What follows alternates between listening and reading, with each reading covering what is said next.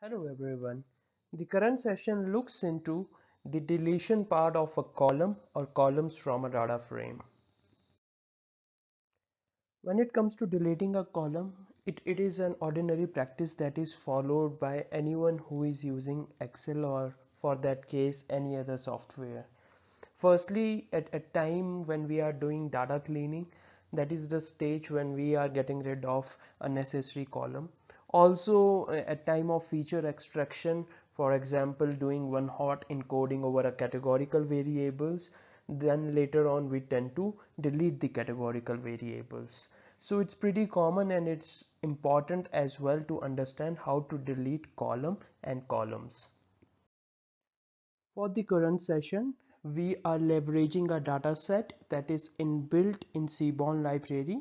Name of the data is the exercise data set. There are 5 distinct columns that are present within the data set, and we are using the head parameter that showcases the top 5 rows. Talking about the procedure to drop a column, firstly we need to define the data frame. In our case, we named it as data, and later on drop is something that we need to write from syntax side, and within parentheses id is the name of column that we wanted to delete from our data frame, and x is equal to 1. So 1 stands for column. It basically tells that the operation that we are trying to use here is a column operation, therefore we have written 1. And ultimately, what is the after effect of this? We are unable to see id column in our existing data frame. In this particular example, we are trying to get rid of 2 columns. So to start with, data is again the name of the data frame. Dot drop is the syntax that we have to write. Within parentheses, we are seeing there are these square brackets. Basically, this is called as a list, and inside list we are writing more than 1 column. So anytime when there is anything more than 1, we can define it in list form.